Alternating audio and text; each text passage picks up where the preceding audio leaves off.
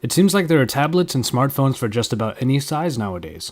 Samsung has certainly been making the rounds with their Tab and Note devices, of which there is now an 8-inch version. And as a Note tablet, it brought a little friend along. Hey, it's Joshua Vergara from Android Authority. What's going on, everybody? And this? Oh.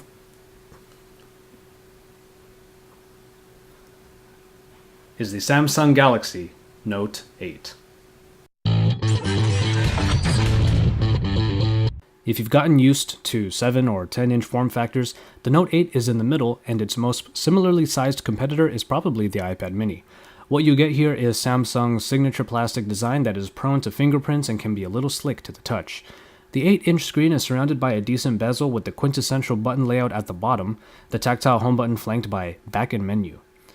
The rounded look is basically all around, though the sides are thicker and flat enough to grip. Around the back is just the 5-megapixel camera, and down in the corner is, of course, the S Pen. As far as tablets go, this is a pretty thin device, and 8 inches is about as big a device can get before one-handed grips are impossible. It is really pushing it, though. The point of it, however, is that you can lay the Note 8 in one hand or just barely grip it so that the other one can tap and write away with the pen. For a reasonably priced 8-inch tablet, Samsung had to obviously make some concessions. This does sort of start with the display.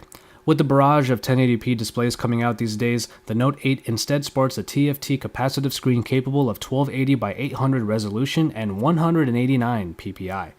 You can pretty much see the difference right away due to the bloated TouchWiz icons. There is a decent contrast, and the saturation, while quite colorful, still doesn't rival the Super AMOLEDs found in Samsung smartphones. The pixel density leaves text looking decent but somewhat pixelated when zoomed in just right. Ultimately, this is definitely a good screen for reading, and when viewing pictures and videos, it still proves quite enjoyable. It's not a bad screen by any means. You can just say it just matches its price point. Now, performance on the Note 8 happens to be quite good. A 1.6 GHz Exynos 4 quad-core processor powers this tablet and does a good job of it. Rolling through the elements brought little to no stutters, and any pauses I might have run into were more due to updating apps than sheer performance.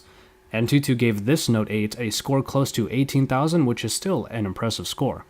The Mali 400MP graphics and 2GB of RAM help make gaming and multitasking easy. Overall, the Note 8 should please pretty much anyone looking for a snappy tablet experience. The compromises taken to keep the Note 8 decently priced continue with the hardware. I should note that while there is a phone-capable version available overseas, we get the Wi-Fi version here in the States. And in it, you get the usual list of connection capabilities like Bluetooth, GPS, though in this version there is no NFC and thus no S-Beam. 16 or 32GB variants are available, though a micro SD card slot on the side allows for expansion. Of course, the big story here is the S Pen. Snapped into the bottom corner, the S Pen is a fixture of the Note 8, and it certainly awakens the tablet when removed. For the uninitiated, the S Pen is essentially a stylus with a button for added functionality. Its presence can be registered through taps, drags, and even hovers over the sensitive screen. Writing, diagramming, and even general navigation are possible with the S Pen, and it is a big draw for this line of Samsung's devices. It's a very handy piece of hardware to have, and before long, you could start using it more than your finger. It's also worth noting that you can now use the S Pen on the capacitive keys. Despite the portions of this tablet that have been removed for affordability, the S Pen is definitely its ace in the hole. You would think that a 4600 mAh battery could last for a really long time. For the non-removable battery unit in the Galaxy Note 8, however, that is mostly true.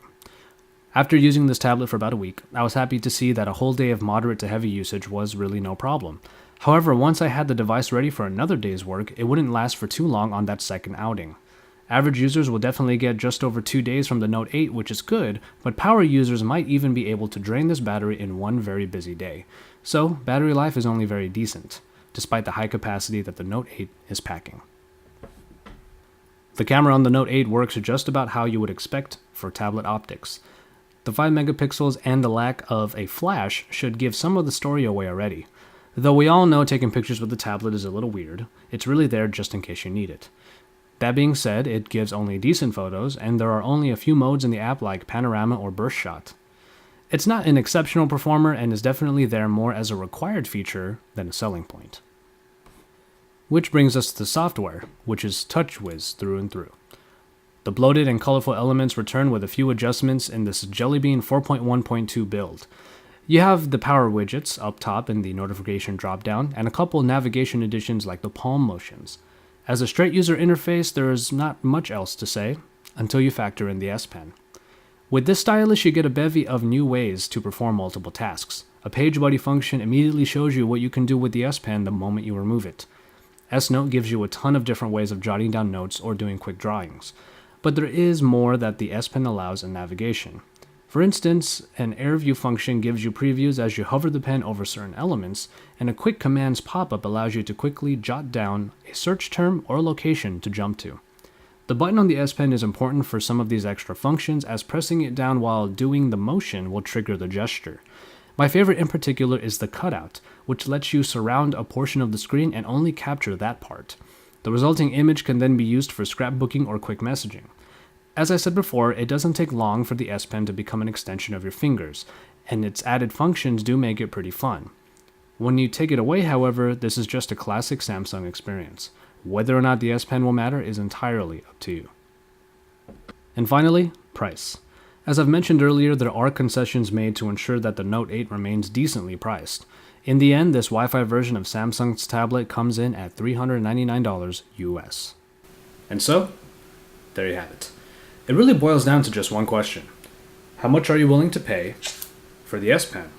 It's obvious that this is the main appeal for this tablet, with its lackluster camera, only decent battery life, and the pretty typical touchless experience, especially when you take away the S Pen.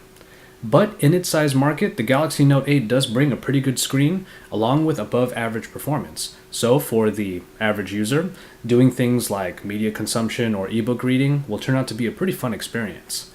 The S Pen does add some functionality for productivity, but it's really up to you whether or not that puts the Galaxy Note 8 over the top. Keep it tuned to Android Authority for all the best coverage and reviews. Drop us a like on the way out, and then subscribe to our channel, because we are your source for all things Android.